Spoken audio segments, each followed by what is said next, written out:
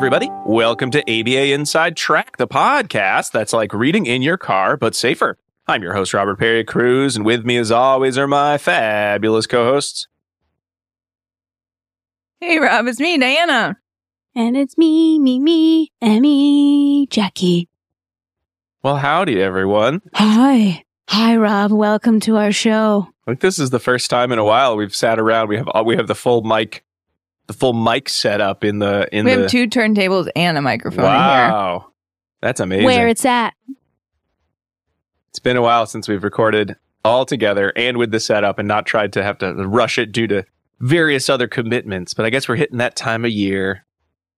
We're slowing it down. Are we? I don't know. I don't actually know when this episode is coming out. It's coming out in December. Oh, yeah. So it's that time of year where you either slow down. Well, you either finished all your, holiday preparations and you're slowed it down to spend time with family, or you don't have time because you have to rush everything. You have too many families. You have too many things to do. But at that point, you might have just gone all the way back around and said, I've got too many things to do. I give up and I'm slowing it down. So most likely you're slowing it down, just like us. But Yeah. This comes out mid-December, like the peak of busyness. Exactly. Unless you did all your shopping at the end of October, like me. Check out all these giant boxes I have sitting next to me. I think that's hilarious, by I have the way. so much. So I got how many advent calendars? Look, right up there. Right up there. Wow. Yeah, there they are. Calendars. Great. I think there's one in one of these boxes too. But this kind isn't of a a lot. podcast about You holiday. can't tell if you're very pleased with yourself or embarrassed. I'm very pleased with Probably myself. about a little bit of both. Thank you. No, Okay. I'm 100% pleased with myself.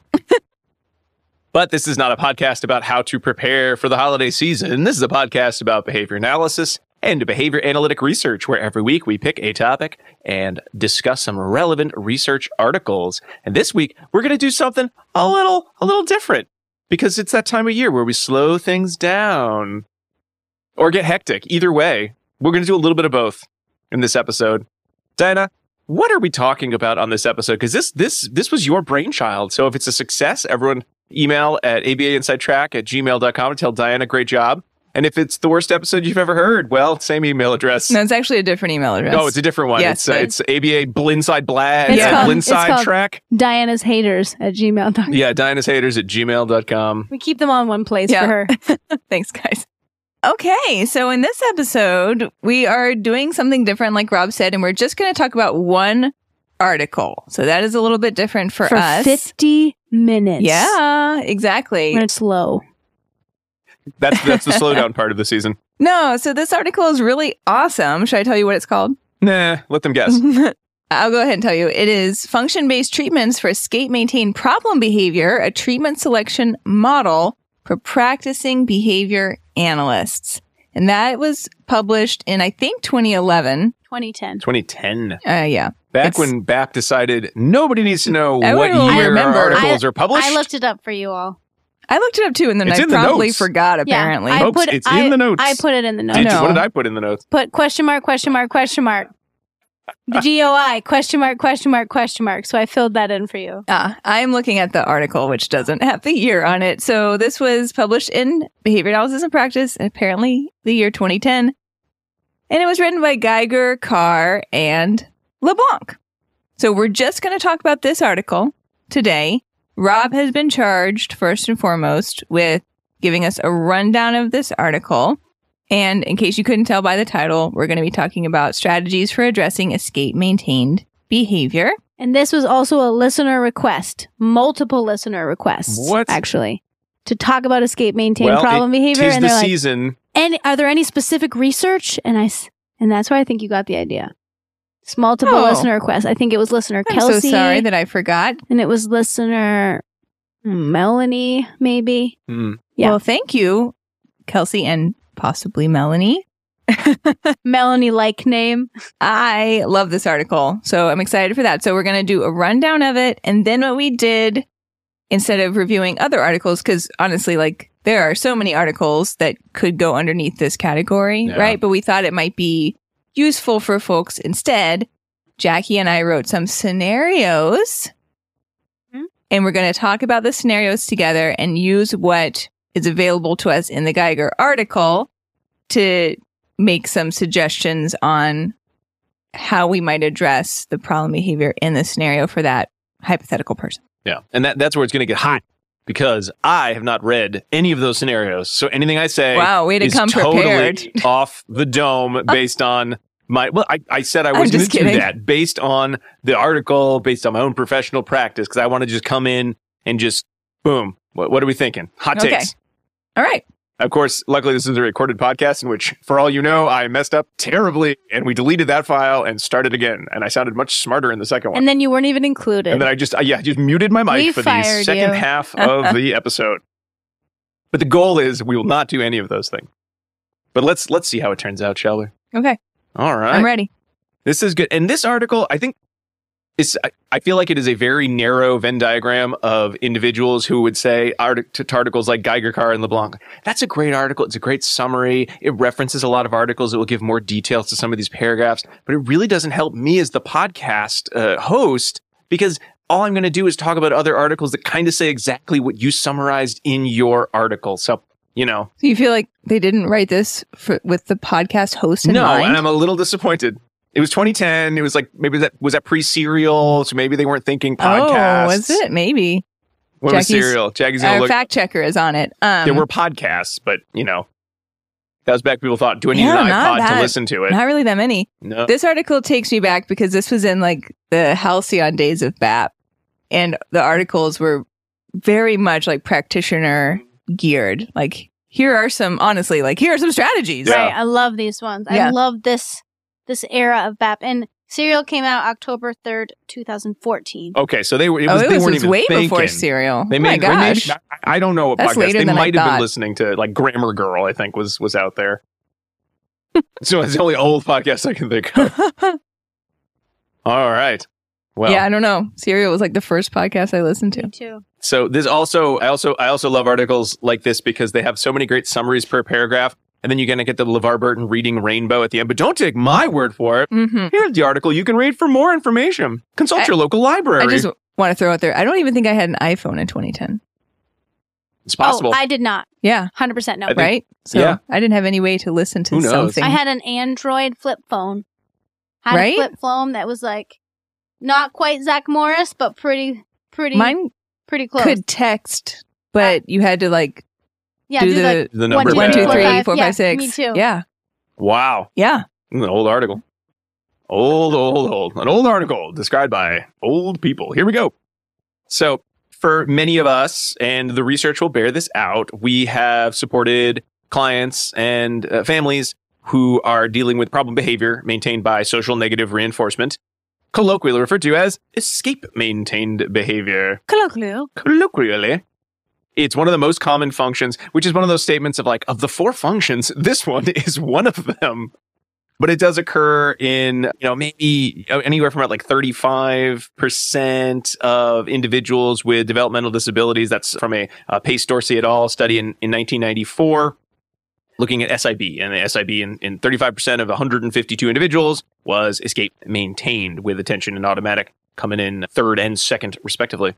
We also see other articles looking at escape maintained behavior as being one of the most common. Attention may be more common overall in terms of looking at functions for problem behavior, but escape in another Loveclar and LeBlanc study in 2009 was the second most common problem behavior for children with ASD, at least with 32 subjects in 30%. So we're thinking like 30-ish% of problem behavior may be maintained by escape maintained behavior. Therefore, it's important that we have effective treatments. And again, it makes sense why this number might be higher with individuals with disabilities, because people with disabilities are often put into environments where they are given lots of instruction throughout the day across lots of different areas, and some of which are going to be more fun, less fun. Yes, a lot less control of which instruction, when instruction, where instruction, but they're going to get instruction in communication and academics and self-help and vocational skills and daily living skills and social skills. Versus typically developing students who probably are only getting instruction in 1 or 2 of those areas in a day, and also might have more communication, like you said, Jackie, to properly, appropriately escape from many of these tasks. Control their environments a little better. Well, we all know, the student who's really good at saying, "Oh, hold on, I just have to check something on my computer." Well, we let them screw around on their computer for an hour or so until we say, "Hey, you got to get your work done." but a student who can't communicate that, and we just see them looking at their iPad, we're like, you're trying to dodge this work. Right. You should value this work. We tend to be much more judgmental. And that's the universal we, like the everybody we. So we have lots of instructional aspects being presented with little choice, meaning many of them can become CMORs, i.e. they can become kind of aversive and establish escape is a reinforcer for your problem behaviors. And a lot of times what happens when someone is engaging in problem behavior, the first response is like, you look like you need a break or you need to calm down. So a lot of times problem behavior, even minor problem behavior, will result in escape from whatever that task is and present a great learning opportunity in terms of increasing problem behavior.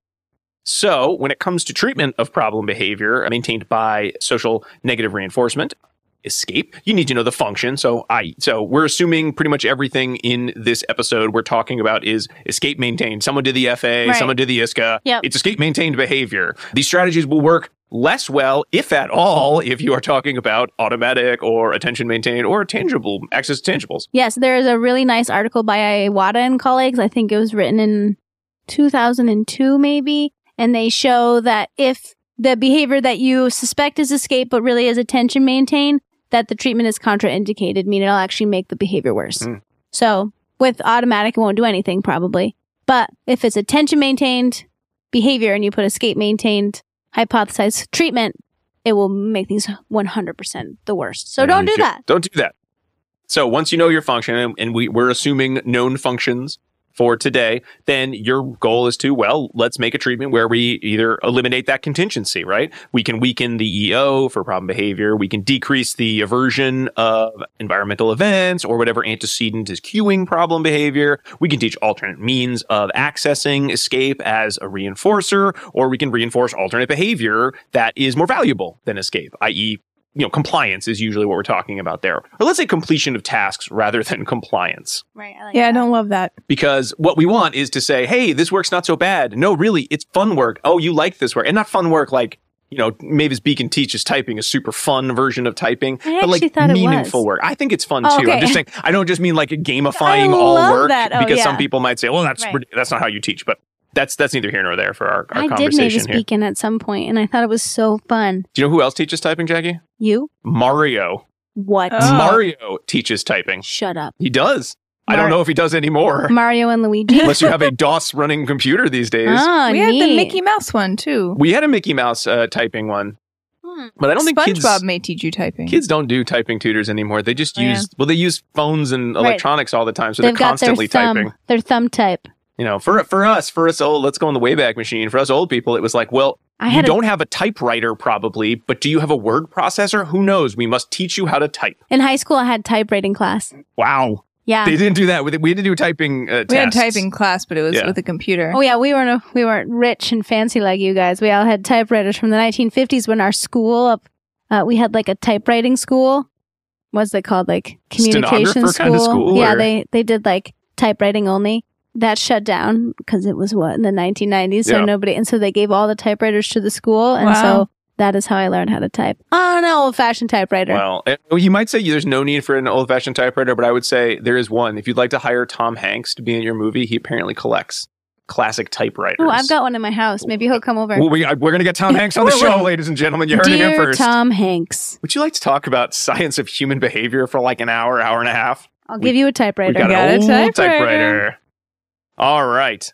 So when we talk about sort of what are some common treatments for problem-maintained behavior, you've kind of got like 7 common ones, and there's a lot of variations. You can combine a number of them, but this article really posits 7 kind of major treatment options. But the problem then becomes, there's 7 great options, but they're not always great in all contexts. So the goal of this article is to create a flowchart where you as the practitioner can answer yes or no questions related to various components of the environment, then decide which of these treatments will be most effective, both for my client and in the environment in which I am proposing said treatment occur. Obviously, Diana chose this article because it has both a flowchart and a table. Yeah. That's right. You know it. The table's really good. And the flowchart's really good as well. Now, for this article, the authors are only looking at behavioral excesses maintained by escape. So we're talking like severe problem behavior. We're not talking sort of what you think of as non-compliance. I'm crossing my arms. I won't do my homework kind of behavior. That would still be escape maintain, though, potentially. It would be, but they're not really discussing it because I think we're talking about a lot more options. Actually, potentially fewer options, because a lot of times with more non-compliant-esque escape maintain problem behavior, you probably are looking more at sort of this work is not the right level of difficulty for the individual, maybe some modifications. DRA is probably a better option. Don't get into it too much. Yeah, But you're I'm not getting into it because that's not discussed in this article. activity choices. Well, there are parts of it that are in Demand this fading. article. However, if you want to read more about that, you could read Houlihan, Sloan, Jones, and Patton 1992 and Sapani 1998. Consult your local library. If our editor Dan has a reading rainbow sound effect, it should go right there. Thanks, I'm going to Dan. do that like 7 times. So, Dan, if you throw that in, that'd be really awesome. If you don't get to it, don't worry about it. Dan, I hope that you can just see his finger going up so that he doesn't have to go. Yeah, pay attention to my finger on the recording. Dan, That'd be please get LeVar Burton on the show. Does he like old typewriters? It's the only way we can get LeVar Burton. So we've got our 7 options that are discussed in a great table on page 27 of this article. I'm going to go through them all pretty quickly, and then we'll get into the flow chart. So the first option, and these are sort of in the order of kind of least to most intrusive, challenging, Restrictive. restrictive. The first option is activity choice, which is as simple as that. Provide the learner the order or the timing in which they complete the tasks that they are being presented, which allows, putatively avoids aversive aspects of the task because the individual can choose the task that is the least aversive to start and then move on. This tends to decrease problem behavior a lot of times without losing any instructional time, which is nice. It teaches choice making, or at least reinforces choice making. So it often has a high kind of social validity with clients as well. The con here is going to be that you have to have lots of different material all at one time. So depending on the setting you're in, you may not be able to offer up multiple choices of options. Though again, center-based learning can often be very effective in classrooms, especially with younger children. So I think that would be a great place to use activity choice as a Listeners treatment should option. remember these 7 so that later they can participate in our scenarios, right? So That's keep right. them in mind, everybody. Keep them in mind or just pull up the article. Yeah. You could do that as well.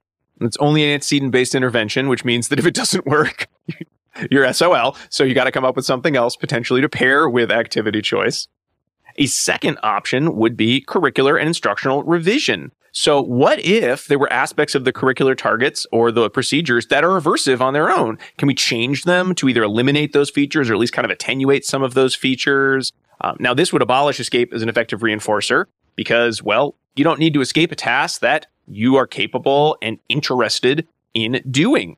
A lot of times, this is going to be a factor of whether the task is too easy, too hard, it's not preferred. Maybe it's a novel task and the student doesn't really do well with brand new tasks that they haven't seen modeled or hadn't had a chance to do before. It could be non-functional in the learner's environment. This is where the phrase "love what you do and you never have to work a day in your life" comes from. I don't like That's that a phrase. lie. I hate that because phrase too. I got plenty of things I love doing, but man, if I do them every day, they get tiresome. Agreed. So this is usually going to be a situation where you'd be looking at, okay, how long is instruction? Are there too many trials at once? Am I using prompts that are aversive? Am I using a high rate of presentation? Could I slow down a little more? Am I not delivering enough reinforcement, which often happens a lot in studies where you're looking at treatment for problem behavior. When more positive reinforcement for engaging in compliance or engagement itself with the skill, you'll often see problem behavior decrease, sometimes even more so than being able to escape. Like escape is available, but I'd rather get praise or access to a tangible for completing my task. So you may see that as well. Now, again, this is a really great because it creates a learning environment, an effective learning environment, which is also an ethical requirement for behavior analysts. However, if you don't know how to assess or change curricular aspects of the environment that you're working in, this is going to be really, really hard to do. So you're probably going to have to work with somebody else. It takes a lot of time and effort, which again is not a big deal when we're talking about decreasing problem behavior. But you may also be in an environment where the curriculum is not going to change no matter how much you tell everyone, this isn't a good match for this learner.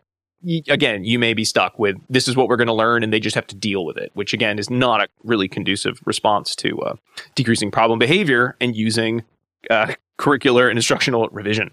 So what else is available? Well, demand fading. We all love demand fading at times. This is where all instruction is removed and then gradually reintroduced. I think people that have done demand fading love it, but I think people that have never done demand fading hate it because they don't understand it. Talking about right? novel curricular modifications. I've never seen that done before. I don't want the kid to play all day. This is a bad idea. It just sounds like one of those common sense tells me this won't work. I haven't read any research on the subject, but my common sense is tingling. So with demand fading, it can work pretty effectively because, again, you're eliminating the aversive task. Therefore, you're probably eliminating, the MO for engaging in problem behavior. But as work demands are added in, this can go very slow. You may need to start using escape extinction later on. It can really lose a lot of instructional time. You need staff who know how to do this, someone supervise how to reintroduce tasks at an effective rate. So it's not something you can just sort of slap on and hope it works. It's not a Band-Aid. It is not a Band-Aid. It's not your regular,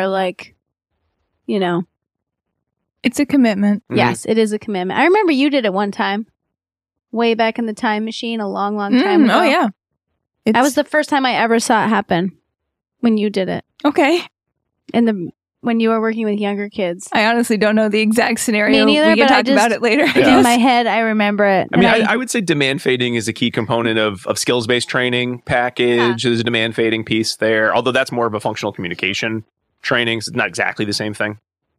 Differential negative reinforcement of alternative behavior. Everybody loves DRA or DNRA. I have a hard time when I have to say DN. I do too. Or DRNA. It's the same idea. It's the same idea, but I'd rather just call it DRA. The first time I ever saw it, I was like, that's not a thing. Yeah. It's just that the reinforcer is the escape. Yes. So you're not adding in, you're removing. Yes. So this is just your basic differential reinforcement procedure in which this based on, contingent on some response, usually it's some sort of a compliance or engagement with task response, then escape is delivered as the reinforcer. All right. And again, it can work really well. This one, unlike, say, extinction procedures or demand fading, you can actually kind of have pretty low procedural integrity and still have it be relatively effective as long as reinforcement for compliance is on a more dense schedule than for problem behavior. And it's also, targeting a socially important skill, which people like. People like treatments where after this is done, Billy will have learned a new skill, which will be, tolerate tasks. Not the best skill in the world, but it's something. But again, much like with demand fading, if you don't have enough staff to run it, if you don't have someone who can supervise this procedure, it's really hard to go beyond just sort of the first step in your DRA procedure. How do you thin that schedule of reinforcement? Functional communication training is pretty much just another form of DNRA, except rather than you've completed a task, therefore you now have earned escape, it is I asked to be done, therefore you get to be done. So your communication leads to the reinforcer. Again, same pros and cons in a lot of ways as the DNRA. And I know we've talked about FCT before. We have a whole episode about it, in fact. But we would be remiss in not mentioning that FCT at its core contains both differential reinforcement and extinction. Mm-hmm.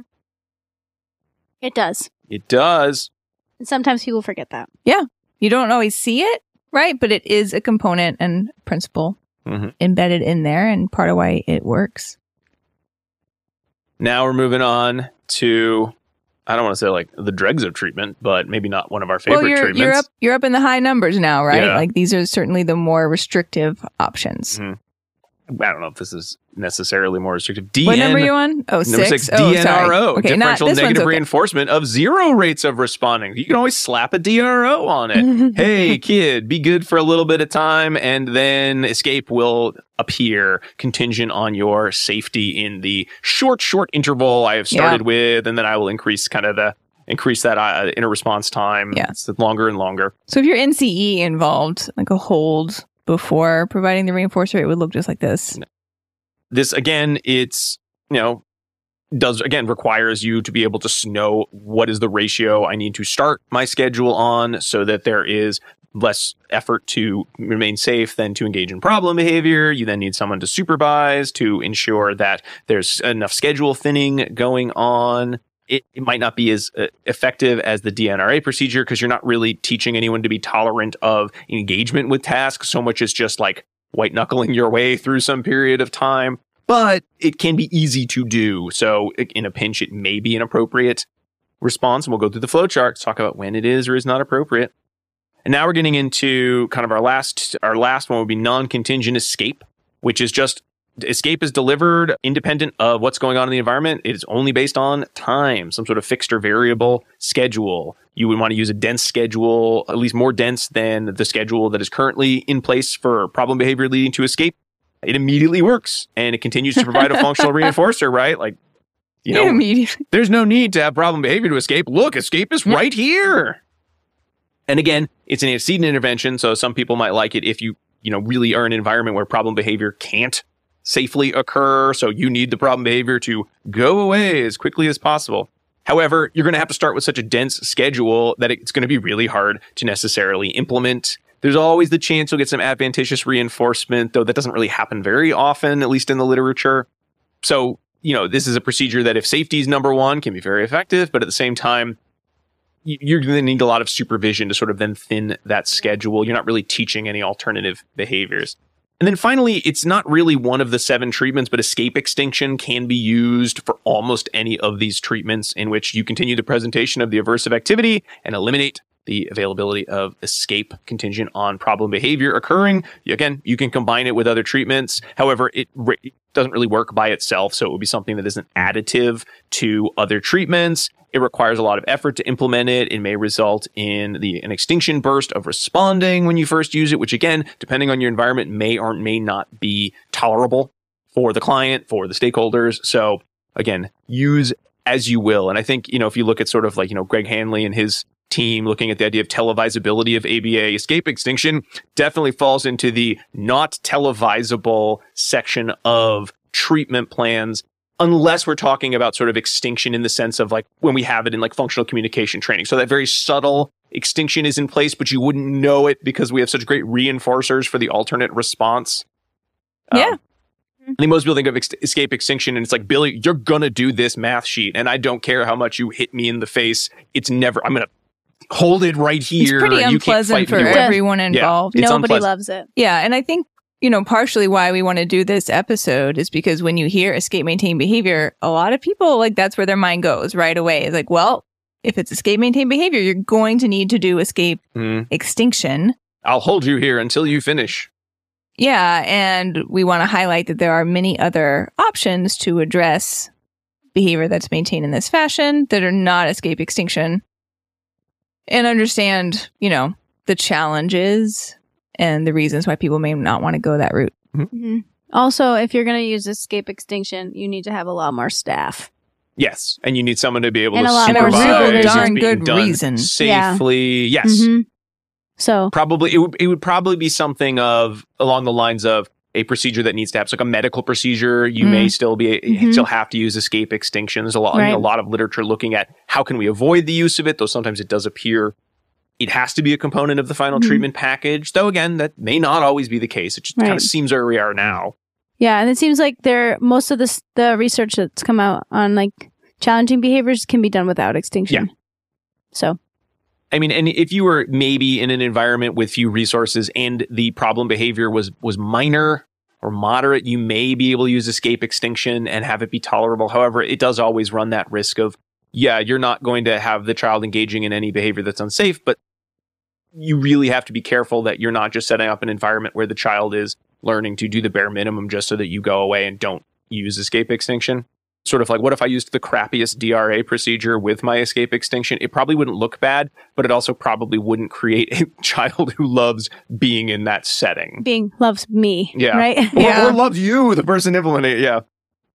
So we have our options and we have our flowchart. And basically the flowchart is just a series of questions about your client and about the environment. It's a beautiful flowchart. It's great. You're So underselling beautiful. it. Well, you want to paint the word picture, Diana? And part of it's red and part of it's black. There are arrows, and then you ask yourself a question, and then you answer yes or no to that question, and then it will lead you to the next question or to the appropriate treatment. Yeah. Awesome. There you go.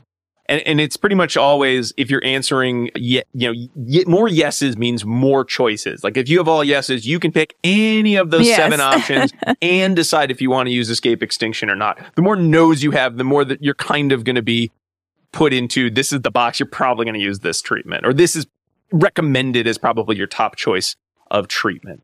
Some of the factors look at in the flowchart are the appropriateness of curriculum and instructional procedures, which again, if you're not in a classroom with appropriate curriculum and instructional procedures, guess what? That's your treatment option. You need to fix that because everything else, best, you'll just be treating the behavior of, could you just deal with this crappy situation a little better, client, which is not an ideal treatment for anyone. It's not really ethically appropriate, nor is it fun.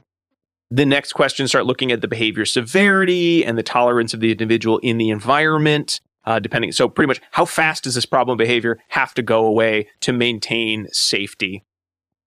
Then we look at other questions related to current rates of compliance. So is the individual able to follow instructions? About how many instructions are they able to follow? You're going to have more or less options if the individual is able to follow instructions pretty well, at least part of the time. Yeah. And chances are, if this article were written now, they wouldn't use that word compliance, right? It really is more about cooperation, instruction, following, etc. Yes. Yeah. Yes.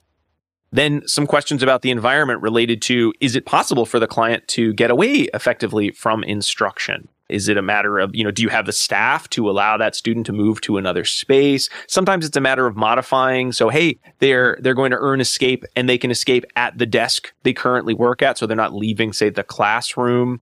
But there are situations where it may be difficult based on, how far away does the student need to get from the aversive event or the environment. If it's the environment itself and they need to leave the space, if you don't have staff to do that, you really can't use treatments that allow for, escape from the space.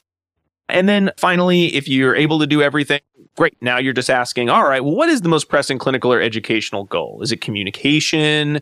Is it academic acquisition?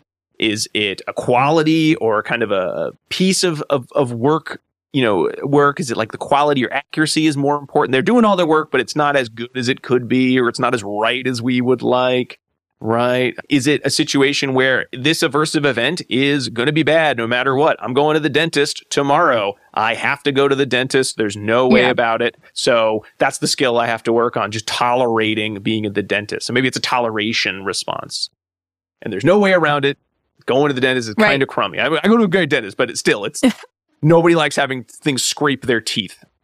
I do. No, except for Bill Murray in the Little Shop of Horrors movie. And the other recommendation here is, even though you could say to yourself, I don't need a flowchart, I can do all of these at the same time. I suppose if you are the one supervising all of these treatments and you have all the staff you would need and they all have exquisite training, then yes, I guess perhaps you could be. But for most people, you're coming up with a treatment to be used in a setting where people might not have those resources. So it's better to pick the one that is going to be most effective, make sure there's high procedural integrity, high fidelity of treatment, and then social validity. And so high social validity. And then if you need to, add other components to your package. The only thing they do warn you, much like in Gremlins, we do have a warning. You don't want to feed your FCT schedule after midnight. And you don't want to get escape maintained behavior wet. You also don't want to pair NCE with FCT because rich NCE schedules will torpedo your acquisition of the communication response. 3 rules you must follow when treating escape maintained behavior. But if you do that, you're going to have a gizmo of a time. Okay. Boom. Wow. Like that? That was nicely done. All right. Well, with that, let's take a break. And then when we come back, let's get into it with some scenarios. We'll be right back.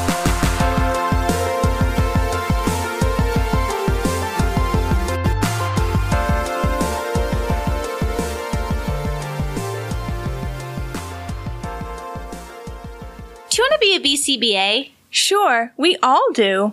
Now you can come to Regis College in Weston, Mass. to get your graduate degree. Choose from any one of these courses. Masters of Science in Applied Behavior Analysis. Masters of Science in Special Education. Dual degree in Special Ed and ABA. Or be eligible for your postmaster's certificate.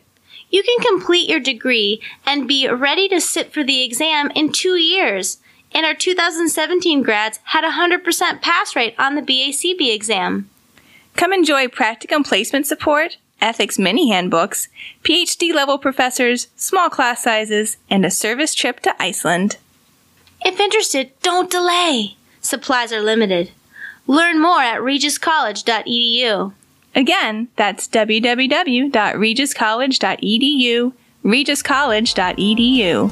One more time, www.regiscollege.edu. See you there!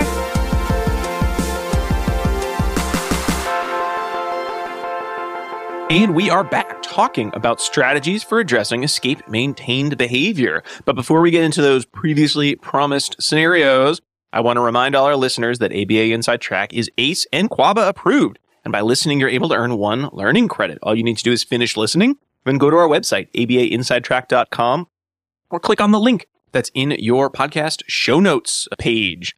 It'll take you right there, and you can enter in all the important information, including the first of the 2 code words we've hidden in this episode. And the first one is avocado. AVOCADO. I love them. It's a fruit. So do I. Because it's got a just eat seed. them. Yeah, I know you do. They're good. Just bring them to work. I like just a little bit of salt, just a tiny bit of salt, or you mix it with something else. It's always good. But be careful, because if someone had a stomach bug and then they make a dip with avocado in it, Well, they don't cook the avocado, which means the germs are still there and you will get sick. We got all the Yeah. norovirus from experience when we went That happened. to a gender reveal party. Yes. We all 12 years ago. started throwing up, except for one person who doesn't like avocado. They didn't eat it. I can't. It was Kate, I think. Yeah. Everybody else got sick. It was no harm. It was a great dip. It just Oh, you it was don't so good. cook So you don't good. cook the avocados, therefore germs can get on them. So Avocado. avocado. Man, this episode is full of useful information. I'm amazed. Don't put a gremlin in the microwave. No, you do put the gremlin in the microwave, Diana. Not when they're in cute form, though. Then they're not gremlins. Then they'd be Gizmo. Then they're Gizmo. Diana, this is embarrassing. Okay, Do I'm you even ready. want to be on this podcast anymore? No. We're going to now Just kidding. go over to do Just kidding. I love you guys. Okay, I'm going to tell you my first scenario. Are you ready? Okay. Okay. So here's what we're going to do. I'm going to read this scenario that I wrote, and then I would like for both of you to reference the flowchart. You can work in pairs if you so desire. I don't want to work in pairs. I'm just going to let Jackie do all the work and then thing, take the pair credit at the end. Like, what Jackie means is Let me mansplain that just a little bit. Oh, they high-fived. All right, so we'll reference the flowchart and Geiger et al., and you can tell me what you think would be an appropriate treatment for this scenario. All right, so Escape extinction. hang on. attention. Nope, Give attention. nope. Call the parents. You are asked to observe in a classroom where one student, Michael, is being disruptive. Michael is 10, participates in general education 4th grade class without a specific aid, although the classroom does have a general aid. He has an ADHD. So it's a vague aid. A vague aid. He has an ADHD diagnosis and is reading below grade level. Lately, Michael has been talking loudly, out of turn, laughing, and stealing other students' pencils and desk supplies. Probably because they're better. I know, right? Gotta buy I them some always stickers. have office supply envy. Well, we don't know yet what's going on, but you observe that this behavior happens usually in the middle of instruction time and causes the lesson to be interrupted while the teacher or the aide reprimands Michael and or has him return the materials. As it seems the behavior could be mostly maintained by escape or delay of tasks or by a teacher attention, It could be anything. it could be anything, or I didn't even put in supplies as a tangible. You decide a functional analysis is warranted. So you recruit the teacher to do a trial-based FA with you. Quickly, you see the behavior is more likely to occur when a difficult task is presented than when teacher attention is divided or there's no demand present. Therefore, you conclude the behavior is likely escape maintained. While observing in the classroom, you see that students are asked to work independently quite a bit. For example, each morning they're expected to read a science or social studies pamphlet that is 2 to 3 paragraphs in length and then write down answers to comprehension questions. Students are expected to work in this way for about 40 minutes. Teacher requires the classroom to be with students remaining in their seats during this time. You observe Michael often starting to do this activity, but then looking around, joking, doodling, and starting to bother his classmates within the first 5 minutes of this work period. Using the flowchart from Geiger et al., how should we approach helping Michael and decreasing this behavior? All right, I'm doing this one first. I got like 5 great ideas. I don't even need this flowchart. Whatever. So let's go. Flowchart. Is the curriculum appropriate and instruction optimal? I would probably say no. If he's reading below grade level, then having the worksheet and having them work for 40 minutes is probably not optimal for him. So guess what? If I stopped right here, I could just do curricular and instructional revision for Michael and maybe modify the worksheet for him so it's at his current grade level so that he could read it and then answer the questions. But let's continue. Well, I have some fun other curricular modifications. Of course you do. If Michael seems like he enjoys working with other peers, why not include some instructional modalities like a peer share read activity? Oh, you know, look at you, let's make it public fun school to teacher. learn. I like that one, actually. Yeah. All right, but let's imagine Check. that we can't do that. Well, I added it. I It's did not in like the it. flowchart. I do like that one, but that would be You don't part have of to it. keep going. No, I want to. You want to? Okay. Yeah, just let's go until we Okay. can't. Wait, hold on. I think in real life, though, you would say, let's do that first. Right. And then we'll see what are Michael's rates of problem behavior. If the teacher has been able to implement these Right. changes with fidelity and is still seeing some problem behavior, then we would want to come back and look at other pieces. And certainly there are some, we talked about baseline classroom. There are things in your scenario, Diana, that weren't listed that are going to Yes. be components of a good classroom. So we may even want to modify or recommend some more classroom-based interventions as well. Yeah. However, that's not part of the flow chart. And my guess is if I said, I need you to do a different reading activity with Michael, plus your classroom is terrible in general, I'm not going to get very far with my treatment. No. So let's just stick to one. But we could, let's say that doesn't work. Right. What would we do next? Okay, so let's say the answer here is yes. We say, okay, we cannot modify this due to state testing requirements. Let's say that. Okay. Boom. Government. So, yes, the government. So always Because it is government. science. Because it is science. Yes, So, which in Massachusetts you have to do at grade level. right. It's- So let's just say we can't change it. So can the environment tolerate any level of problem behavior? The answer here seems like no, because the teacher says that it has to be very quiet during this 40 minutes of time. So if that's what it says there, we That's could. true, but the level of no, we're not there yet. Okay. We're not there yet. Hold on. So we could do some demand fading, right? She wants to do the flow chart. I'm doing the flow chart, and then you can add in your little thing. Yeah, but my flow chart would be yes, the environment can tolerate Michael's problem behavior because it's just kind of But maybe the teacher mildly can. disruptive. I mean, Because- you've been called in. Yeah, you've been called in. Well, that so doesn't mean we're not going to affect change. It's just Michael's not Yes. stealing office supplies and using them to harm his peers. you don't know that. It We could wasn't get in the there. scenario. Scenario. It's gonna get So there. I do know that.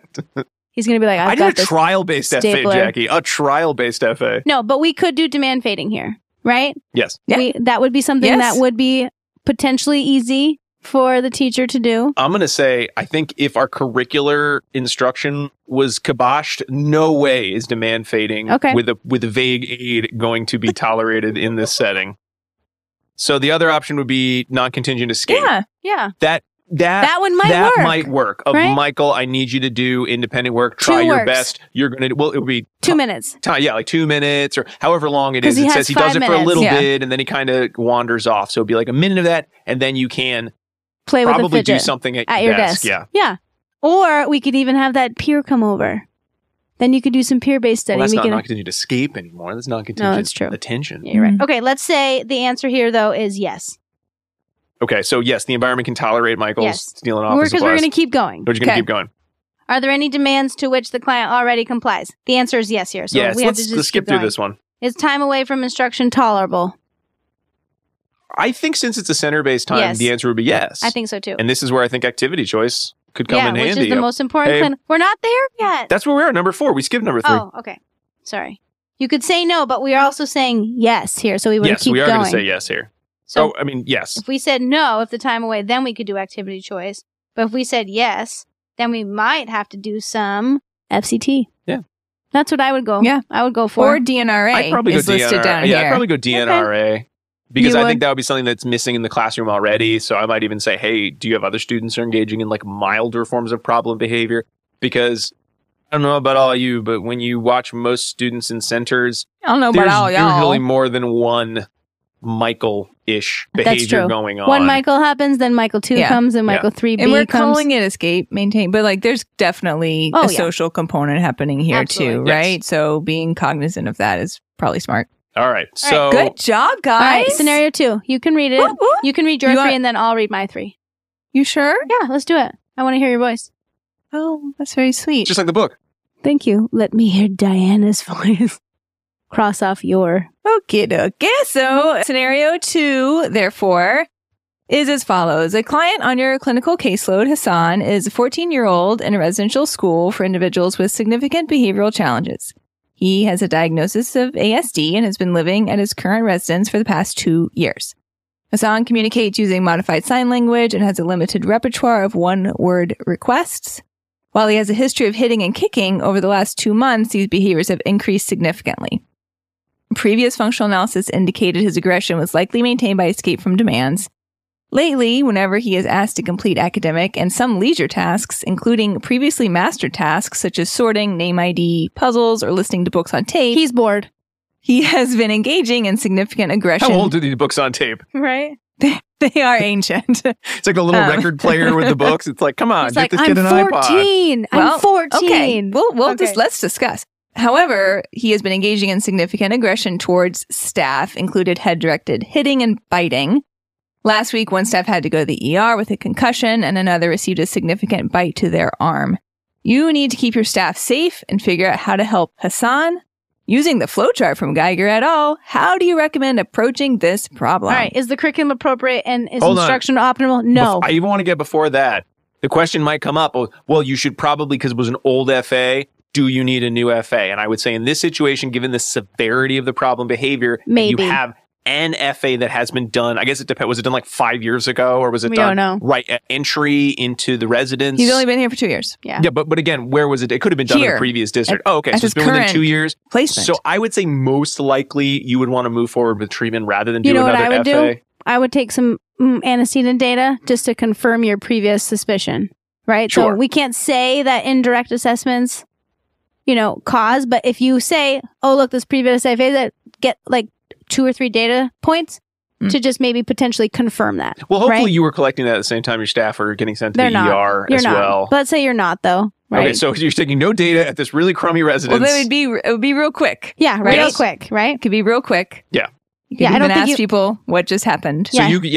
you would just do a report. You get kind Maybe of we a just little, confirm. a little ABC Yeah. Mm-hmm. just to double check. You could potentially run something like an ISCA, just like let's get it all together. Let's I just wouldn't even synthesize. do that. That's too long. This we is have a dangerous, precursor? right? Yeah. Well, We're, no, but we're in again, dangerous behavior we territory. haven't talked about things like precursor behavior. So We so haven't. you may or may No. not need to do. You wouldn't. I probably would not do a full FA. I would not. At this point. You I would would either do not. sort of like a really brief, kind of nitty gritty descriptive assessment. If there were precursors, you may be able to do a really fast ISCA, take like 15 minutes, get like 1-2 repetitions. If and you're say, good at that. But if "Good you're enough, not, I'm don't done." try it. Well, if you don't know how to do it, you wouldn't do it. But Yeah. let's say you do. You're the super BCBA who works at this great residence where they don't take data until after people have been sent to the ER. Yikes. They're not taking the right type of data. What data were they taking? They're taking like, The data on this maintenance of the puzzle. puzzle and name ID. Okay. You haven't been you have to listen to this record for 10 minutes straight. All right, so here we are. Is the curriculum appropriate and an instructional optional? Probably not. Maybe don't know. I don't know. We don't know. Yeah. We don't know. But as a 14-year-old boy, right? Books on tape may be fun, but they may not be fun. And it depends on how long he's been listening to those books on tape. Yeah. Yeah, so Has the it leisure, been for the the- leisure tasks maybe, but the academic tasks We don't know. we don't know. What Yeah. we would want to assume that there'd been an assessment done when the student entered But the we'd residence. wanna look at that first. So you could look at those pieces. I'm going to guess, based on just what we have in this scenario, that that's not going to be the key change. Yeah. Yeah. But again, it would be easy enough to look at sort of like what was progress before on these programs. Had it stalled out? Mhm. Have we presented novel materials? And that's when we like, is there anything in our data that we do collect that would just sort of slap us in the face with, oh, okay, here's we made a Right. change and all of a sudden head directed aggressions. Or if you're looking at a scatter plot and you see that he's only engaging in problem behavior when you have these specific tasks, he might be bored with them. it right? seems like They all might the be too tasks and much. all the leisure. Sure. That would be the other Right. piece. But I we can't don't know. imagine. Right. Even his previously mastered things. Yeah, I would Yeah. get you're right. You could be bored, Jackie, but if you're seeing this much problem behavior around a whole assortment of different It's probably demand not, tasks, it's right? probably not just doesn't mean you couldn't make those changes anyway, but Yeah, it's that's probably quick. not the one thing that is All right. is maintaining Let's the problem keep moving behavior at then. this point. Can the environment tolerate any level of problem behavior? The answer here is No. no, because it's dangerous. Yes, Right? So it is we so could do dangerous. demand fading really fast. We could do non-contingent escape.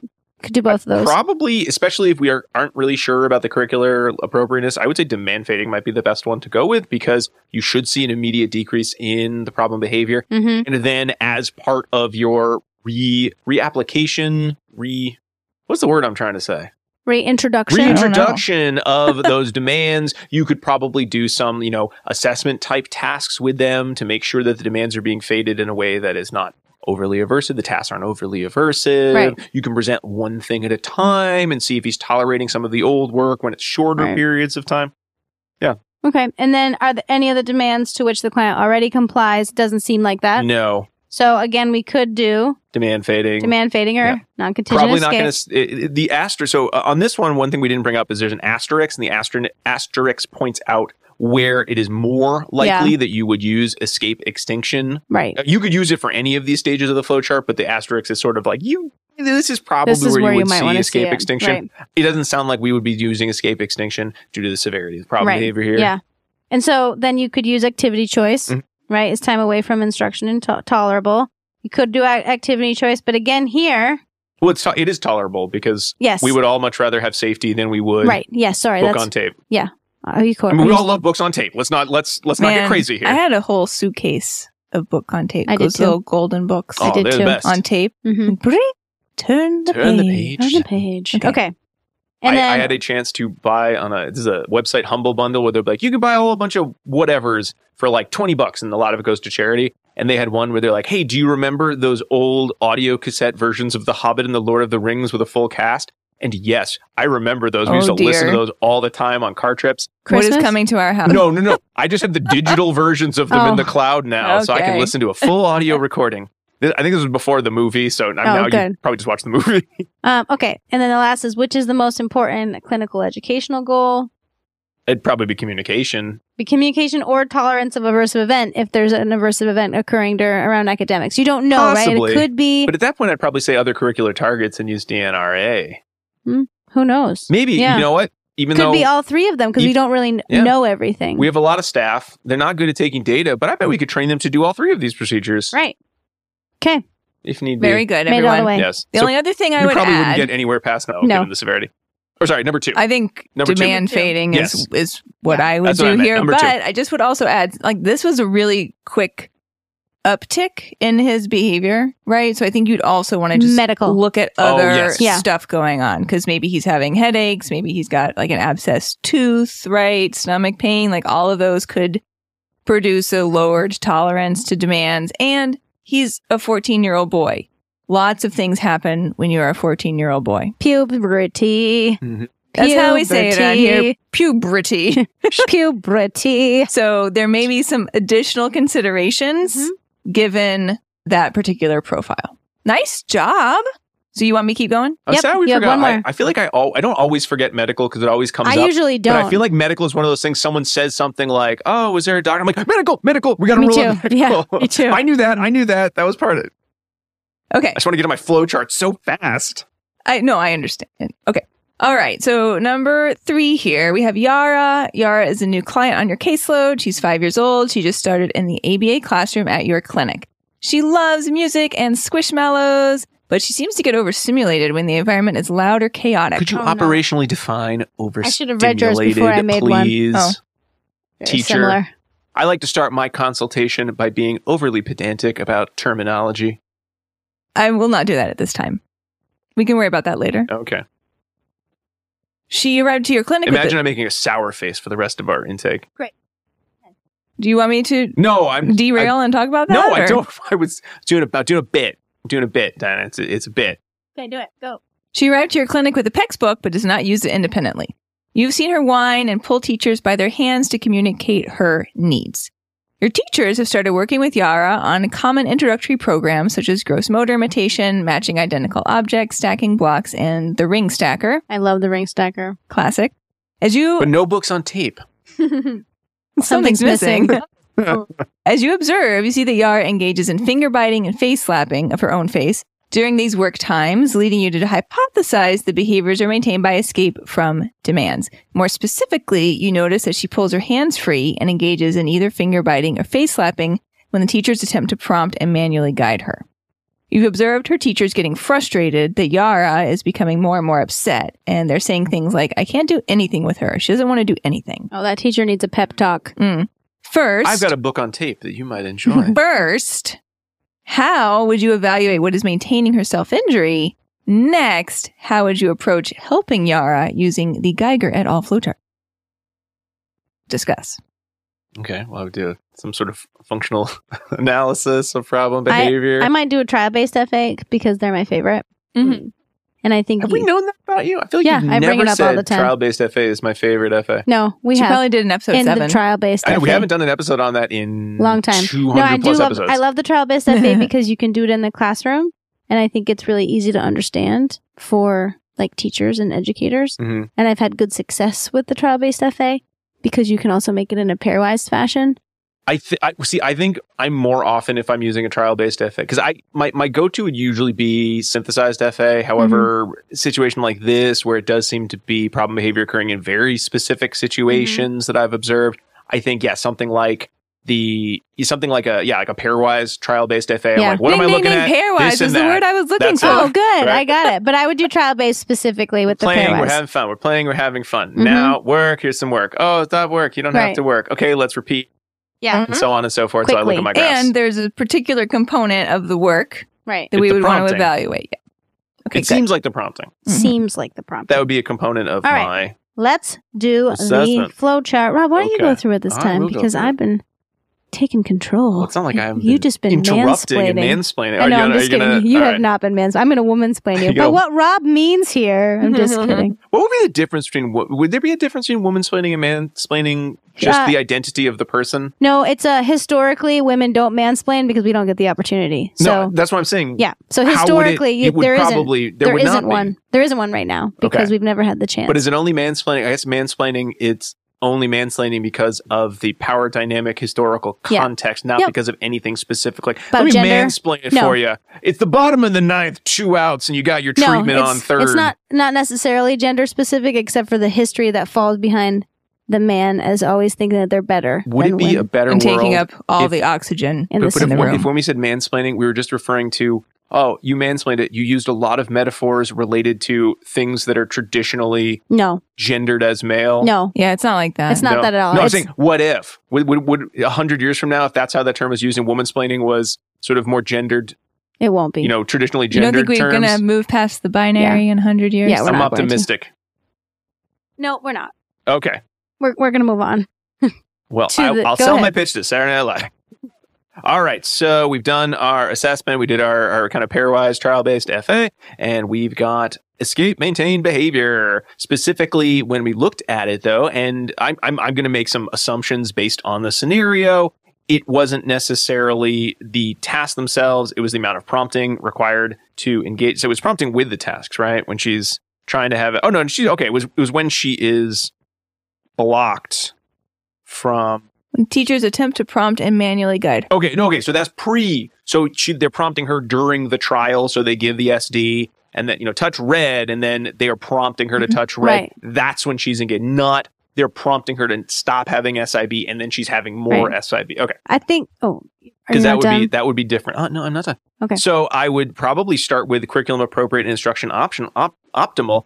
No, because the level of prompting needed seems to be the event. So I would modify which prompt is being used. Could we use some sort of a model prompt? Could we use other visuals? Or, I'm jumping the flowchart a little bit, but perhaps we do, because we know Yara might need some sort of a manual guidance prompt in the future. We might say, let's do like a DNRO with the style of prompting, but maybe not in the context of these learned situations or learned discriminative stimuli. So we do it in a different context, like with activities she likes, or she can gain access to something she enjoys. So I'm jumping the flowchart a little bit there, but I would just change my prompting. Number 1. I don't think I would Okay. do what you said What would you do with instead? prompting with the DNRO. I don't think I would do that. Well, you can. You Oh, can. sorry. I'm supposed to Go let ahead. you No, you guys can talk it go out. ahead. I'd probably do a DNRA with that too, but again, I would too. I'm thinking about it in terms of the language of the flowchart, Sure. tolerance of an aversive Yeah. event. What were you going to say? Go ahead. I was just going to say that in order to use a model prompt, one has to have some level of an imitative repertoire. Mhm. And establishing an imitative repertoire is a huge behavioral cusp. But when you don't already know how to model or learn from a model, you're Do that limited first. Yeah. in your options. Yes. Did Yara not? I know she was had limited kind of skill It acquisition was at this one of point. I the can't things remember they if had it was started working on with her. Okay. So I would assume, that based they- on that she doesn't have those skills yet, Mhm. right? So in that scenario, it's a habilitation question. Should we go ahead and pursue teaching her imitation however we can, such that later in the future we can utilize that model prompting better? Mhm. I would argue yes. But like you said, Rob, let's think about how we can work on this very important skill in the most functional way after we've established a strong rapport with her. Because that's a way different scenario It is. than you just met this lady and now all of a sudden she's got her hands all over She's you. touching you. Yeah. And I would say that's different than demand fading in the sense that we're not really fading demands so much as we are targeting more appropriate functional demands than sort of whatever arbitrary. It didn't seem like there were too many arbitrary tasks. No, but it seems good. It but, seems, you know, kids earlier and earlier, it's like we got to get them learning their ABCs and they got to be learning all their color names, you know, when so much of their learning repertoire is still, you know, not really there. All right. That's good. I know in the interest of time, I think we should move on and do new scenarios rather than could we go on through them? Yes. Okay. Because I think we have two thing that for her would be effective. I would say is FCT. She needs to build 100% her communication. FCT. Well, yeah, of course she needs Yeah, FCT. she does. I'm just saying. All right, you know. scenario 4. Everyone should have. Should we just let's just say right now we'll bring it up specifically if we think FCT is like that is the FCT piece is of the 50 for treatment. everyone. Otherwise, of course, there should be an FCT component in this client's Okay. programming. All right. Scenario 4. Izzy is a 6th grade student who has trouble staying engaged in specific tasks. The teachers are frustrated with him because he's a very smart student but will often stare into space when asked to complete worksheets. The teacher suggests that the worksheets may be too challenging for him, and when he stares into space, the aide will come over and give him something else, like a fidget toy, to do before asking him to get back to work again. The behavior analyst conducted a trial-based FA, because they're my favorite, and concluded that his staring off behavior was maintained by escape from the challenging worksheets. How might you help Izzy in this situation? Ooh. I would want to look at the results of that trial-based FA before anything because I'm feeling like this isn't just escape from so much as escape to. That is why.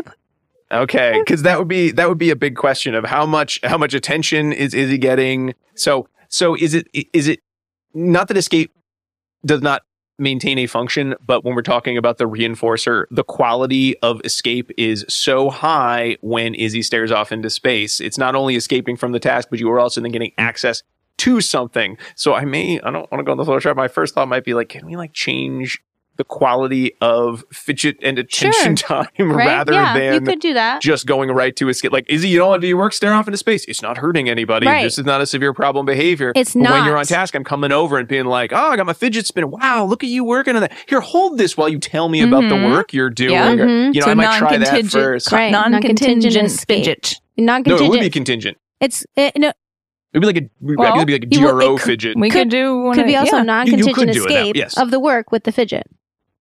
Yeah. Right? Yes. Well, ideally, I mean, I think the only research on fidgets in which it showed any effectiveness, it wasn't exactly an escape to fidget. It's mixed. It's mixed, actually. Yes, that's right. It's mixed. You would sort of have you wouldn't necessarily need to escape. And I mean, ideally, you would say, oh, you like this fidget? Great. You probably could do your 6th grade work while holding the fidget. But then I'm almost thinking, no, it's like a simultaneous reinforcement sort of procedure with the fidget. But anyway, that's not on the flowchart. Let's go back to the flowchart. Flowchart. All right. Danny, you haven't gotten to do a flowchart. Do you want to do this flowchart? Do I want to do a flowchart? I already went off the chart. Do I? I flew off the chart and came up with my own ideas. So first question is the curriculum appropriate and is instruction optimal? I would guess no in this scenario because Izzy is bored.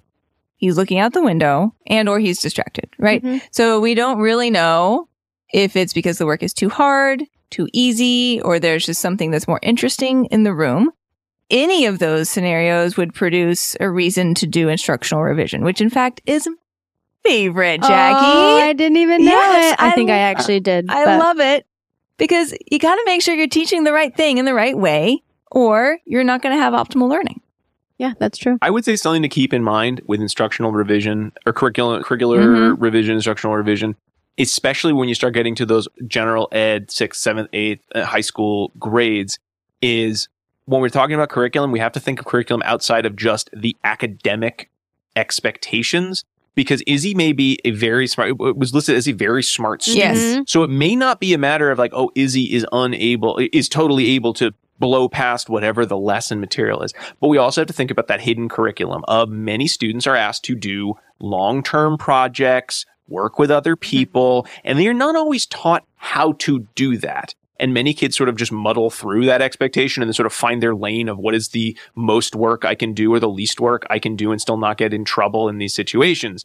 So it may also be a matter of, is he smart enough to do the curriculum? But the challenge here is that the modality of group work or long-term project, there is where Izzy is behind peers. You might see this especially with a lot of students with like ADHD, where they're brilliant. They can do all the work, but they don't necessarily know how to cooperate with differing opinions with peers on a project. They don't know how to use time management skills very effectively. There's kind of like bundled kind of executive functioning skills. I was just going to say, this is the winter of my executive dysfunction. Yeah. Yeah. So in that regard, it may be a matter of, while the work is too easy, it's not the work being too easy. It's the instructional modality that is challenging. Oh, man, you sound so smart right now. Well, it's some of it's in the article. I just kind of used the same words. Okay, so very good. So I still feel like that falls underneath instructional and curricular revision. Yeah. But it requires you, the clinician, to be really on top of both your observation of the situation and your knowledge about what the work for that age group actually entails, and whether Izzy has the skills needed in order to fully participate and succeed. Yeah. Can you all remind me? I have something I want to save it for dissemination station, but I have an update I want to make to this flowchart, which I did not think of while I was taking notes and reading this, but I've been thinking as we've been going through the scenarios and the practicality. Okay, I'll remind let's try you. to get there. All right, scenario 5. Okay. Oh wait. Well, I'm just gonna finish out the flowchart, but I'm blowing past questions 2 through 4. Great. That's what I would do too. The environment can tolerate the problem behavior. He does already comply with other stuff. And time away would probably be tolerable. So that just brings us right down to the bottom, which is like all these other considerations, such as communication, other curricular targets, and tolerance of the event. And any of those may be appropriate depending on kind of what we determine up in question 1 about the curriculum. Great. Okay, here we go. Scenario 5. Beth is a 5-year-old girl with a diagnosis of autism. She's in a sub-separate classroom in her preschool. She with Yara? She's with Yara. She has 5 other students in her classroom, including Yara, that sometimes are very noisy. Beth is quite sensitive to noise. When the other students start yelling or making noises, Beth gets up and runs out of the classroom to the hallway. She doesn't run past the hallway, much to her teacher's relief. Beth's caregivers report that she will also run away when presented with noisy environments outside of school, like the mall or family events, because people still go to the mall. That's what I wanted to put there. Beth has limited vocal verbal language and can make one-word requests. Additionally, Beth has access to an AAC that she uses to request food and other items in the classroom. Her team hypothesized that her bolting is occurring because she wants to escape the noisy environment. What are some strategies that the behavior analyst could recommend to help Beth with bolting out of the room? So this is a situation where I know we've been sort of talking about more thorough functional analyses. This is one where I go back and forth with how thorough does your functional analysis need to be? Like, I'm not a huge descriptive assessment fan, but given that she is a young child with a limited verbal repertoire, and given that the same pattern of behavior is being described, I start imagining, well, what am I going to do? Play loud noises and see if she runs away, and then turn it off and see if she comes back to all the toys that I have in the space? Like, that would be a pretty quick assessment. I guess I could knock that one out in like pairwise. Maybe 10, 15 minutes. I would do a pairwise assessment. But really would quickly. this be a situation where if you had the staffing, so it's a preschool, so I'm assuming I've got multiple adults, I could have one sort of zone defensing the door, right? Could we just focus on what if we jumped to skill acquisition around FCT of like too loud or noise off or something like that? Or headphones. And then or headphones. And then looked at rates of with her AAC device. Afterwards. You could absolutely do that, right? And then the elopement makes it a little tricky because elopement's one of those problem behaviors that could be scary. It could be dangerous. But did you notice I put that she only goes to the hallway? Yeah, so it's not as dangerous. So if she's crushing major thresholds, then it's different. It's a whole different ballgame. We don't have room for. We're going to need to move up our restrictive ladder. But with a situation like this, I may, even though it's not exactly following the flowchart, I may just. Jump to FCT? Jump to FCT. You can do that. That's what I would do. Because and also I love FCT because it's a skill acquisition program. Absolutely. I like to use functional analysis, like really good functional analysis, when I'm not convinced that it is solely missing skills. Well, you could also just she has an AAC device, so you could put a huge thing like, it's noisy, and she just have to press that, right? Yes. Very easy. You could easily assess it. I mean, honestly, it would be one of those situations of what if we just practice this in a separate room and we just did the assessment as part of the treatment. Yeah, right. We just got our baseline and then you could do the Northrop FA, the brief FA, right? Because they put the treatment as part of the assessment. Anyway, okay, but if I'm going through the flowchart, you don't have to. That was what my answer was. Well, I could quickly go through the flowchart. Is the curriculum appropriate? I don't think that's relevant here, so I'm going to say yes. Can the environment tolerate any level of problem behavior? I mean, potentially no. So we could use non-contingent escape, but I feel like that's missing some of the components I'm looking at. It's not going to be help. at. Yeah, it's not going to help her there. So I would say, it's kind of irrelevant. This one, I kind of would, it's irrelevant would jump and through less FCT. Are there demands to which the client already complies? Yes, I would assume so. So we keep moving on. Is time away from instruction tolerable?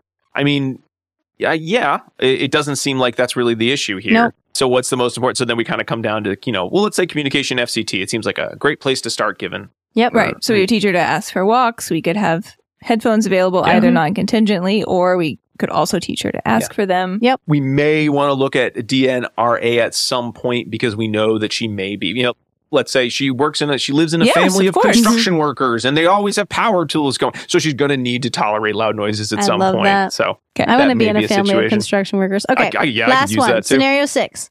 This one is interesting one. Okay. If I do say so myself. Marco is a shy student in kindergarten. He doesn't like interacting with new environments or new people for the first time. It's the first week of his new school, and the teacher has noticed that Marco is frequently sitting alone in the back of the room drawing pictures of his preschool and old friends. When prompted to play with his classmate, he'll hesitantly go over to their group and sit down. However, as soon as the teacher turns her back, Marco gets up and walks to the back of the room where he draws his old classroom. The teacher noted that one activity that Marco stayed engaged with was when the class was playing Magna-Tiles and Legos. These were toys that were present in preschool. They also noted that while Marco was shy about playing with the other kids, he's very engaged during centers when he doesn't have to interact with new students directly. ABC data indicate that he tends to avoid or escape interactions with his peers. How can the teachers support Marco during playtime and recess and feel better about interacting with other kids? So it's not a dangerous problem behavior. So I would not do more. I think I would not do like a functional analysis. Right. I would use my ABC play. data. I would use my other observational data, and I would treat this as more of a sort of a tolerance or sort of a skill. Yeah, I don't know if a skill deficit is quite the right word, but the idea of there's a skill that we want to help Marco acquire in terms of like being with other people, not necessarily tolerating them, but engaging with them. So I would not be doing more assessment than that. I mean, I would be monitoring how happy Marco seems to be. Mm-hmm. Yeah, because I think that's a little bit, it does sound like a behavior assessment in the same way we usually use that term. Well, it sounds like he's missing his old friends, right?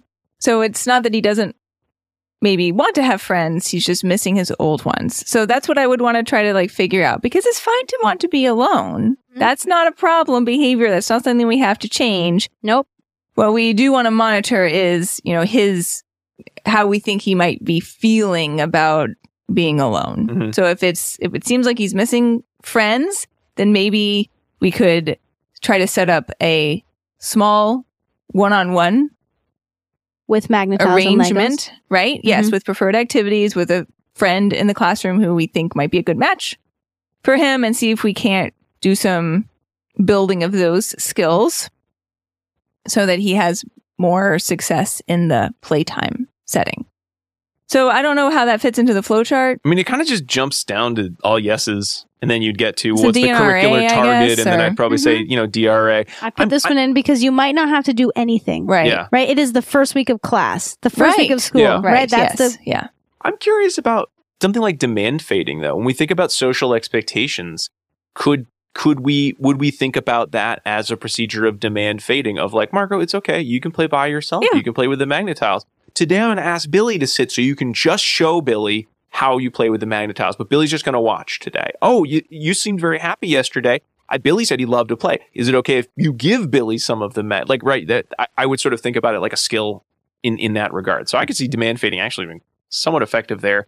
More so possibly than a DRA of like, I'm going to give you 2 tokens if you share the Magna-Tiles with Billy. I bet they would both work, but I feel like demand fading is more in line with that first week of school, second week of school, sort of getting Marco more comfortable with the environment he currently is in. Mm-hmm. So yeah, it really is a flowchart of, I think the answers are all yes. Unless you wanted to say that the curriculum was not appropriate because they're not teaching friendship skills well enough, but It's the first week. First week school. Another one we just haven't touched on that I also like quite a lot is activity choice. None of our scenarios led us to activity choice. Right. Go ahead. You could potentially use activity choice in this situation. Yeah. Do you want to do centers or Legos? Right. Yeah. So that might also help you see if there are additional activities that he will engage in and what his preferences might be to expand beyond just the magnet tiles as you move forward into the school year. Or magnet tiles. We've got magnet tiles, but everyone's at the magnet tiles. Or Legos, which is, it's a one-person set of Legos. That's a good scenario, Jackie. Yeah. Thank you. All right, let's move into dissemination station. Let's do it. So I think a key point is going to be if you have not looked at your research on escape, maintain, problem behavior, and you're like, I just need a quick rundown. Great. Geiger, Carr, LeBlanc. Take a look at it. It gives a nice review of some of the most common treatments that you are likely to use. And then the flowchart will sort of help you with your decision making. Again, I think when you've been doing this for a long time, you may or may not want to sort of go through the whole chart, skip some of it. But I think it still holds a lot of value, even for folks who are experienced BCBAs, to just sort of check your thinking on the process. Now, I did say I had one thing I kind of wanted to add here.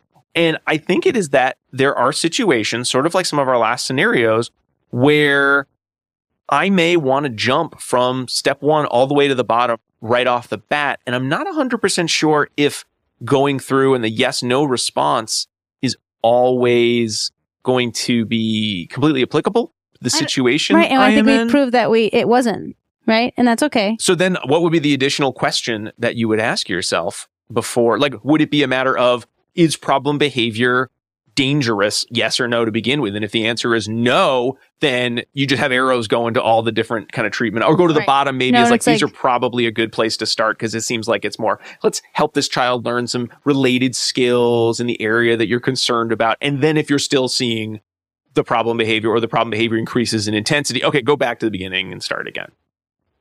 So I like that. I do too. Yeah, I do that too. And you remember, I mean, you don't always have to follow a flow chart, even though it's a flow chart. I know. You know what? Another thing that a lot of our scenarios brought up too were the environmental aspects of the aversive event. And that's not necessarily reflected in the flow chart too. So that might be another important initial step, is like, check your surroundings. Check yourself before you wreck yourself. That's true.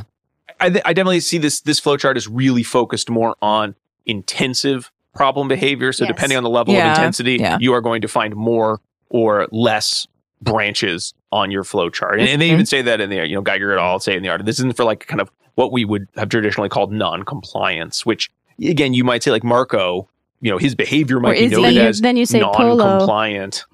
Marco and Polo, both of them? Oy vey. So it may just be that matter of if it's more of a non-engagement, then this flowchart, you're going to move around this flowchart a lot faster. But if it is more about an intense problem behavior that is dangerous, I think this flowchart still holds up very, very well all these years later. It's nice. Yeah. I think even with like non-compliance, this flowchart is sort of an interesting, let's run through some of the options and let's think about what's going on here.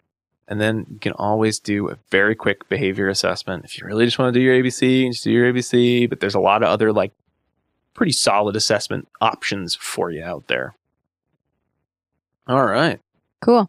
Well, anything else for dissemination? Say, read this article and go through the flowchart. And then I hope you enjoyed our scenarios, because I think they covered a wide swath of types of situations and some outliers, and how you could or could not use this flowchart exactly as written, or with some modifications to your scenario, to your situation. Because this was a listener request, I think this is a really great article for listeners to use, because we've had a ton of listeners email about topography-specific behavior. But remember, as behavior analysts, we don't want to look at the topography of the behavior. We want to look at the function of the behavior. So if you can hypothesize that the function is escape maintain, then this is a great article for you. If you think it's duly maintained, then you're going to have to do a little more work. Mm-hmm. So I think this is an excellent article to start with. Mm-hmm. Yeah. And remember, it's function-based, not topography-based. Very good. And even if you're not sure the function of behavior, that should never stop you from doing FCT.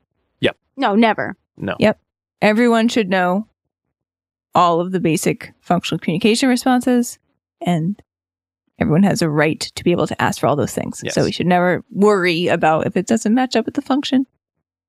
And is there ever any reason that you can't have additional reinforcement for engagement in school-like activities appropriately? I would say no, because you don't need to know the function there. I think having like classroom-wide systems, school store type programs, I think they are always appropriate.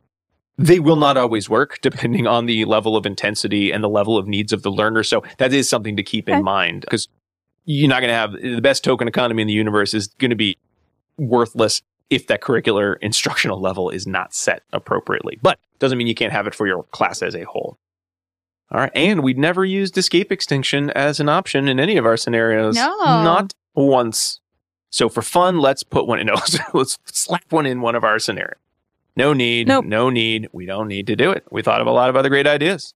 All right. Well, I guess that brings us to the last section of the show. But before we get to the last section of the show, I want to give everyone the second secret code word. Why am I doing it here? Because I don't want people to just go to the beginning, the middle, and the end of the show to find these code words. So you're going to see that there's like 10 minutes left. And if you're like, I'm going to skip ahead and go to the code word, guess what? You missed that code word. And you're going to email and say, where's that code word? And I'm going to say, gotta listen to the show, bro. Here's the second secret code word. It is marigold. marigold. It's a type of flower or a color. I don't have anything else to say about it. Marigold. I just think it's a really pretty color. It is. It's nice. Yeah. Is there a song about it? I don't know. Maybe by Donovan. Okay. It's making me think of Marion, Madame Librarian from the Music Man a little Okay. bit. But I was thinking about that the other day, so that might just be my memory. Marigold. All right, Diana, let's wrap up the show with pairings. Da, da, da, da. Oh, right. It's a section called Is that the official theme song now? Pairings. Now it is. In which I tell you other episodes that you might want to go back and listen to if you enjoyed this episode. So to pair up with our episode on escape maintain behavior, you could definitely go back and check out episode 7, which I already referenced. That's the one on trial-based FAs. Diana, real quick, was that pairing in your pairings notes? I didn't look. No, I didn't I look added before. it Did you just add- now. Okay. Yeah, no, it wasn't there before. But these other ones were. So we've talked about a lot of these components of escape maintain behavior in varying episodes. You could listen to episode 20, which was on non-contingent reinforcement, more broadly. Episode 28 on functional communication training. Episode 101 on instructional fading. Episode 102 on positive behavioral intervention supports. Because, Rob, you mentioned what was it called? The baseline class. Perfect classroom, baseline classroom. Baseline Yes. classroom conditions. There we go. Episode 182 on instructional choice. Episode 109, which is actually about sensory extinction, but we do a lot of ins and outs related to extinction and the behavioral principle of it. So you could check that out. Episode 249, which is DRA minus extinction. And finally, because we've done some discussion around non-compliance, episode 236, which is about assent and self-determination and thinking of non-compliance as a self-advocacy skill. And that is with Dr. Haley Steinhauser and Alex Kishbaugh. Check out any of those if you like to. I also like to recommend a snack that you have while you are listening to these episodes. And the snack that I'm recommending is the snack that I brought into this room eating today, which was a hot tuna sandwich, a tuna melt, and a mug of hot coffee with some French Gross. vanilla creamer in there. And I bring that up because I have now forced both of you to sit in this room with me while I ate and drank those two things without any method of escape. So I am sorry. I mean, I controlled Thank the you board. so I could have much. paused at any non-contingently at scheduled periods, and then left and then You're returned. welcome. Pairings. I like our pairings when they're thematically related foods. It was. It was. She's here. Okay, I think you made that up after the fact. Did not. Oh, that's you just ate it so you can She's come like, up with the pairings? Wow, this is really planning ahead right there. All right, folks. Well, we hope you enjoyed this episode of ABA Inside Track. We want to thank you for listening. We'd really appreciate it if you could rate and review our podcast. There are a couple other places you can find us online. You can certainly find us on Apple Podcasts or Spotify. You can find us on our website, abainsidetrack.com, where we have links to the articles we discussed in this episode, as well as links to all of our previous episodes and places to purchase continuing education credits for listening to the show. You can find even more ABA Inside Track on our Patreon page, patreon.com/ABA Inside Track, where you can subscribe for as little as $3 a month to get episodes a week early. But if you move up to the $5 level, you can get access to voting on all of our polls on our book club episodes, as well as our listener choice episodes, as well as a free CE once a quarter for those listener choice episodes. And if you want to spend a little more, you'll get access to our book club episodes a full year before everybody else, as well as 2 CEs for each of those. We do 4 of those a year. just for subscribing as a little thank you from us to you. Again, that's patreon.com/ABA Inside Track. And of course, you can find us on social media or email us thoughts and feedback or your own scenarios at abainsidetrack@gmail.com. Hey, if you send out some scenario, actually, I don't want to know if I want to ask for scenarios. No. That's a little too, if you have hypothetical scenarios, that'd be fun too. But it's going to get a little too close to our consulting without actually knowing that this is a real or a fake scenario. We can't do that. We love to that. assume that it's a fake scenario like we created here, but I think that puts you and us a little bit of ethical risk. Too close. So, oh well. Too close. Sorry about that. I mean, you can send them. We're just not going to read them. So We'll read them, but we won't answer we'll read them. them to ourselves, and then we won't talk about them on the show. But we will say thank you for sending us emails. Anyway, we also want to thank Dr. Jim Carr for recording our intro and outro music, Kyle Sturry for interstitial music, and Dan Thabit of the Podcast Doctors for his amazing editing work. I forgot to do my Reading Rainbow things, but if he gets this, maybe he'll add a little here. I don't know. We'll see. Reading Rainbow. There it is. Jackie will just sing it out.